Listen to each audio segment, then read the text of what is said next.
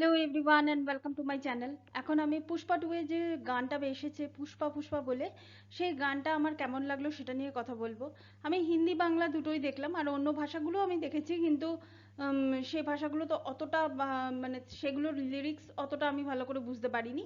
তো হিন্দি আর বাংলাটাই আমি দেখলাম। তো মূলত গানটা শুনে যেটা মনে হলো যে পুষ্পার ক্যারেক্টারটাকে এটাকে ডেসক্রাইব করা হচ্ছে, যে পুষ্পা কেমন, মানে পুষ্পা কেমন ছিল আমাদের মনে আছে, কিন্তু আর একবার আমাদেরকে পুষ্পা ক্যারেক্টারটাকে আর কি রিভিজিট করানো হচ্ছে। যে পুষ্পা যে এই যে ক্যারেক্টারটা, এই ক্যারেক্টারটা মানে কি করতে পারে, কি করতে চায়, সে কতটা সে ডমিনেটিং একটা ক্যারেক্টার। তো এইগুলো গানটার মাধ্যমে এগুলো দেখানো হয়েছে এবং বেশ ভালোভাবে দেখানো হয়েছে। এবার যেহেতু এটা লিরিক্যাল ভিডিও, পুরো ভিডিওটা তো এখানে দেওয়া হয়নি।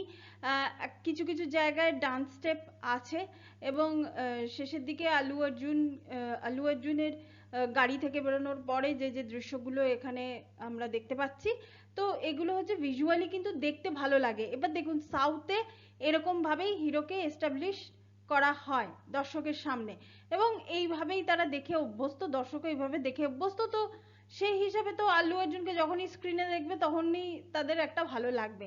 এবার যদি বলি বাংলা গানটা কেমন হয়েছে, আমার তো বাংলা গানটা খুব ভালো লেগেছে, মানে বেশ ভালো লেগেছে বাংলা গানটা। তিমির বিশ্বাস গেয়েছেন আর শ্রীজাত বন্দ্যোপাধ্যায় বাংলা গানটা আর কি লিখেছেন মানে আর কি ওটাকেই আর কি বাংলা ভাষায় অনুবাদ করেছেন। তো আমার তো বেশ ভালো লেগেছে বাংলা গানটা, মানে বাংলা গানটার মধ্যেও ওই গলাটার মধ্যেও কিন্তু সেই ভাইবসটা পাওয়া যাচ্ছে, মানে যেটা পুষ্পার ক্যারেক্টারটাকে ডিনোট করছে, মানে সেই ভাইবসটা কিন্তু আমরা দেখতে পাচ্ছি। তো সেই হিসাবে আমার তো এই গানটা আমার মানে বাংলা ভাষাতে আমার একটু সন্দেহ ছিল যে প্রথমবার বাংলা ভাষায় আসছে, তো যে কিরকম হবে না হবে, পাবলিক রিয়াকশন কেমন হবে, পাবলিক দেখে পছন্দ করবে কিনা। এবার দেখুন, 100 জন দেখুক আর 1 লাখ লোকই দেখুক, ব্যাপারটা হচ্ছে রিয়াকশনটা কেমন হবে। তো সেই রিয়াকশনটা কিন্তু উম, এখানে আমার দিক থেকে তো অন্তত বাংলাটা আমার খারাপ মনে হয়নি। এবং আমি আশা করব ভবিষ্যতে শুধু পুষ্পা টু বলে নয়, বাকি যে যে সিনেমাগুলো, ছোট বাজেটের সিনেমা, বড় বাজেটের সিনেমা, যা যা সাউথ থেকে আসবে, এবং সেগুলোর বাংলা ডাবিং খুব ভালো হবেও।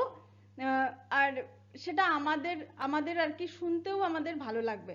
এবার শুধু সাউথ নয়, এবার মনে হচ্ছে অন্যান্য যে রিজিওনাল যে ইন্ডাস্ট্রিগুলো আছে সেখান থেকেও কিছু সিনেমা যদি হিট হয়ে যায় বা সুপারহিট ব্লকবাস্টার হয়ে যায়, খুব সাড়া ফেলে দেয়, সেগুলোও আমার মনে হচ্ছে এরপর বাংলাতে ডাবিং হয়ে চলে আসবে।